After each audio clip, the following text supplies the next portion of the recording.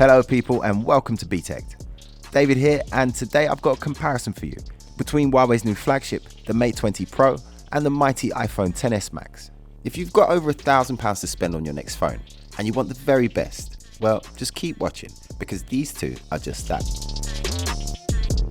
Now this is going to be an interesting one because these two are the only phones available at the moment with processors featuring the new ARM Cortex-A76 cores, which are built on a 7nm process. The smaller the number, the more processing power can be packed onto the chip.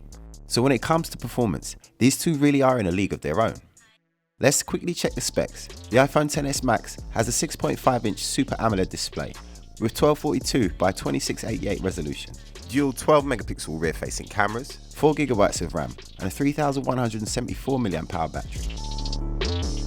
The Mate 20 Pro has a 6.4-inch AMOLED display with 1440 by 3120 resolution, triple rear cameras, a 40-megapixel normal, 20-megapixel ultra-wide, and an 8-megapixel telephoto, 6GB of RAM, and a 4200 mAh battery. First, I want to look at the designs of both of these two because they're bloody gorgeous, the pair of them. Apple's going for the if it ain't broke don't fix it approach, and let's face it, it wasn't broke. It's the original notched phone and still the only phone where the screen extends all the way to the bottom.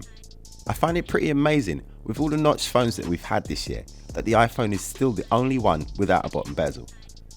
It's a very slim bezel on the Mate 20 Pro, but it's still there. Apple achieved this by folding back the screen on itself at the bottom. This must drive up production costs quite a bit because nobody else has chosen to do this. For the Mate 20 Pro, they've gone with a curved panel this time, and it's equally as jaw-dropping as the display on the iPhone. Putting them side by side, and we can see that there's very little in it. I haven't touched any of the display settings apart from making sure that they were both set to their max screen resolutions. The file is a 4K file that's been uploaded directly to the phones. And there's a music video that I made last year. This is Kid K Ro's Runaway, and I'll put the link in the description below if you want to check it out. Now I've looked hard at this footage, and to me it seems like the Huawei has very slightly richer colours and slightly deeper blacks, but it's so close. I really had to look at it for a long time. I'll let it play for a little bit so you guys can decide what you think. They're both framed glass designs.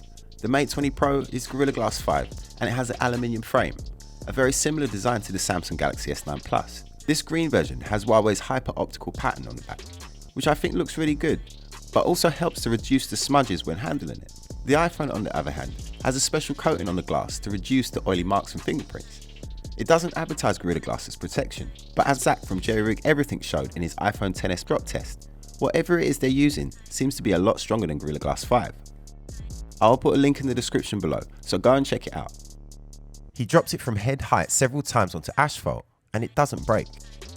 Now I've dropped my phone onto the road before and it's broken straight away, but I can't help but wonder why he would go out to a desert road to do this test. In searing temperatures, asphalt goes soft. When it comes to those fingerprints, they both do a good job at reducing them, but I think that the iPhone does a better job, and I really appreciate that manufacturers are at least trying to do something about it. What about the loudspeakers? Both the previous iPhone X and the P20 Pro had excellent stereo speakers, but have they improved since last time?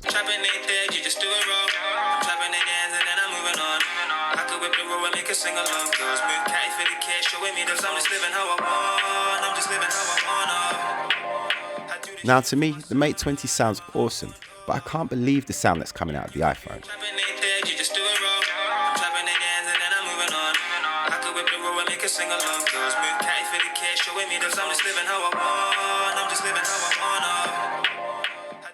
If you didn't know it was a phone playing this music, you would never tell. It sounds like some kind of portable speaker, but so does the Mate 20 Pro to a certain extent. For me, the iPhone's got this one. Definitely the best speakers I've heard on a phone.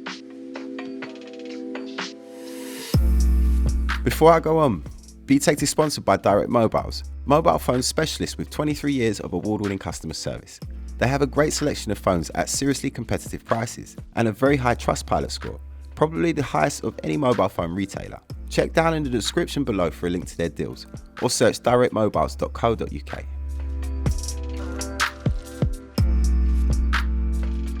Let's move on to the cameras, and I'm just going to be straight with you guys.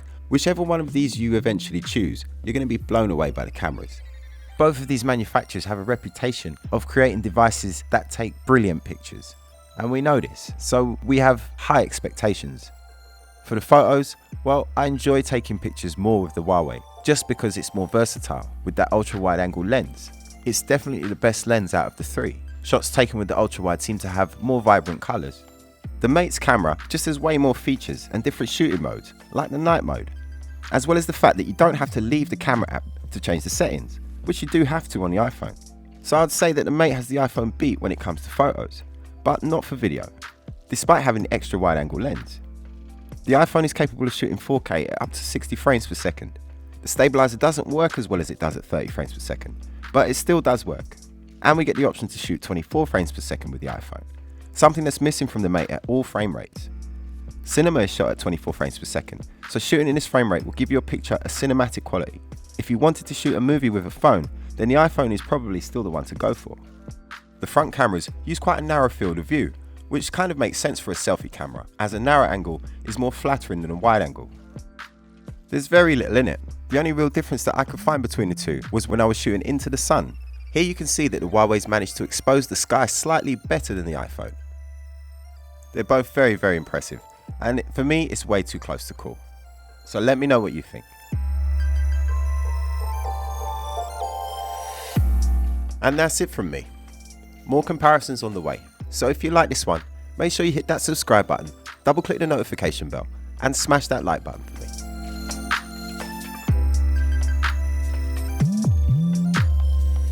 I'm David Wildman, and this was Btekt.